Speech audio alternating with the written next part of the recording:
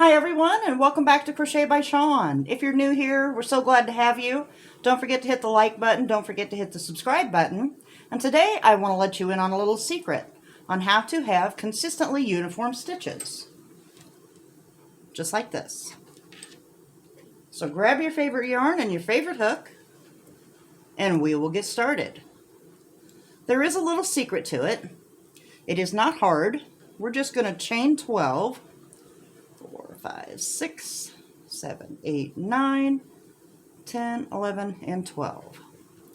And the secret will give you perfectly uniform stitches. They will match all the time. So we are going to double crochet into the 4th chain from the hook. And when you pull up that loop, make sure your hook sits at the top of that chain. Then pull your yarn over and through, and then do it again. When you yarn over, pull up the chain. This loop does stretch for a little bit, but you want it at the top of the chain there. When we come back on the row, you'll see it again. But just like we did with the golden loop in the last video, make sure the tension is right. And then make sure the hook sits right at the top of that chain.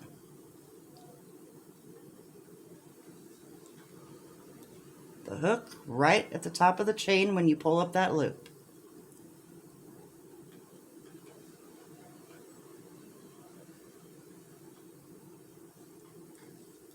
Make sure it sits on the top of the chain, and then yarn over, pull through.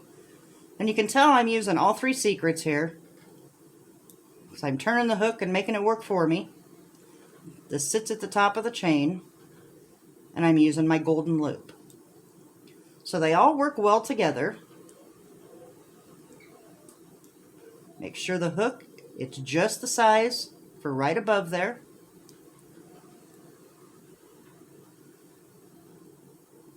And the last chain. You can see how uniform they are all the way across and how they all look the same. Because you've done them the same way, you've measured. So we're going to chain 3 and go back. Now, when you double crochet through the second one here, make sure your hook sits at the top of the row. And they will be uniform. If you have your hook clear down here, your stitch is not going to match. You can see how tight it is? That is not what you want. And don't forget the tension part, because if you leave it too loose, it'll do the same thing. So if you go up here and you pull clear up here, your stitch is going to be way too big for the last one, and then it's going to get bulky.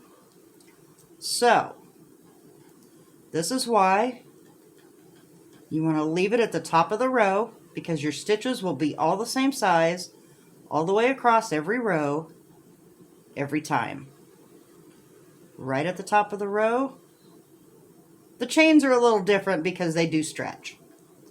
But right at the top of the row, where your hook sits right on top, then pull through. And this works really well, right at the top of the row, and pull through.